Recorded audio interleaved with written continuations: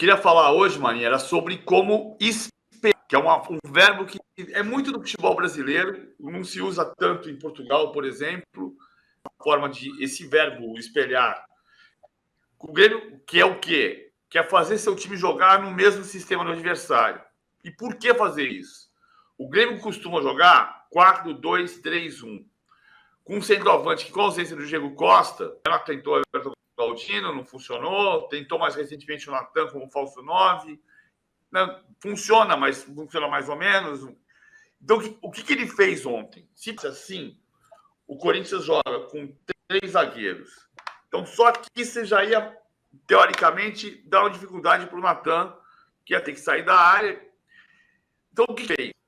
Ele mudou o sistema. Ele jogou com 3 zagueiros, 4 no meio, 2 meias.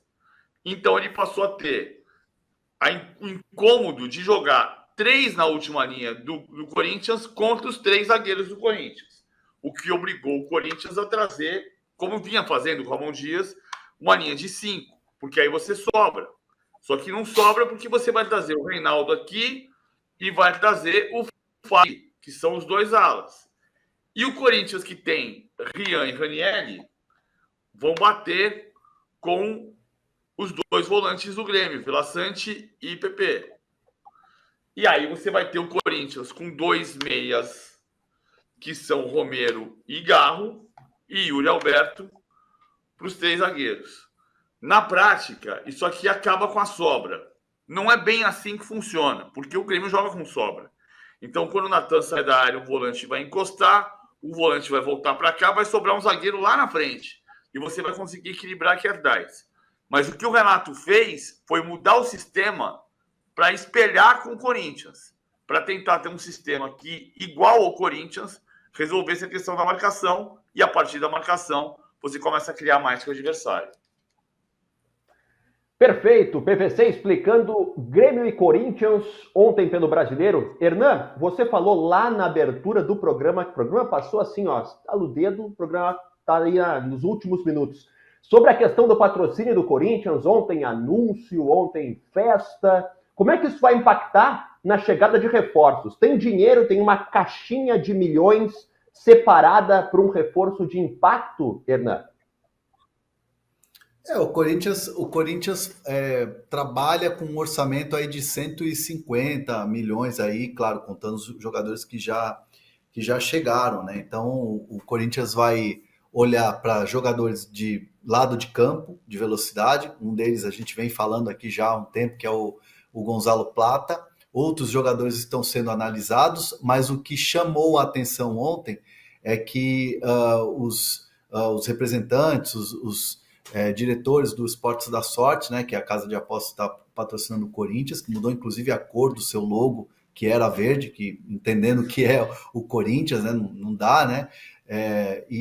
Assim, eu assisti a coletiva, todos eles muito lúcidos, muito calmos, muito serenos, muito tranquilos, sem aquela coisa de que o Corinthians fez, por exemplo, lá na Vai de Bet, agora a farra acabou, agora o Flamengo e o Palmeiras vão ver, sabe aquela coisa de dirigente? Ontem o Augusto Melo estava completamente diferente, respondeu sereno, sem se alterar, sem querer elevar a voz assim para aquela coisa de agora o Corinthians é o Corinthians. Estava num tom muito tranquilo, e o Corinthians está assim também no mercado. Eu venho falando aqui, né? O Corinthians está trabalhando de maneira silenciosa, está trabalhando a lá Fabinho Soldado, bem discreto ali, porque sabe que o Corinthians agora, com esses anúncios, e o anúncio que foi feito ontem, que era necessário do patrocinador chegando, falando, olha, tem uma verba destinada, que é cerca de 50 milhões de reais, para um grande reforço, para um grande nome, um nome que chama atenção,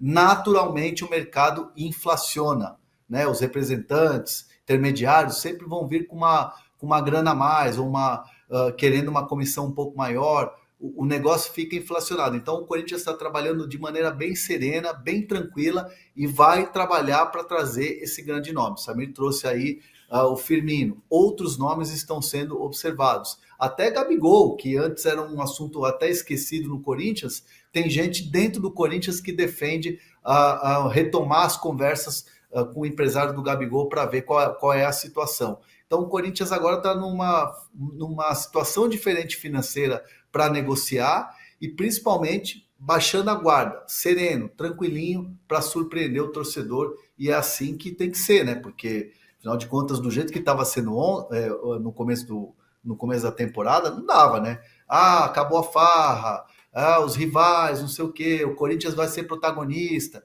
Gente, pé no freio e serenidade, que é o que vai ser daqui para frente o Augusto Melo.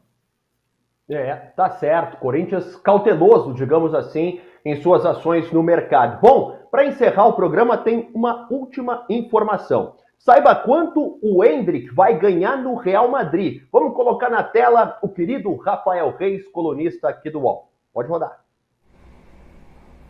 Endrick tá com um moral enorme, não?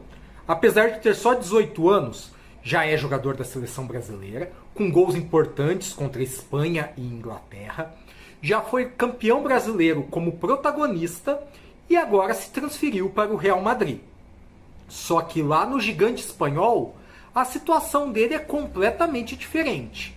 Segundo o Capology, que é uma plataforma especialista na cobertura do lado financeiro do futebol, o salário do Endrick é o segundo menor do elenco profissional do Real.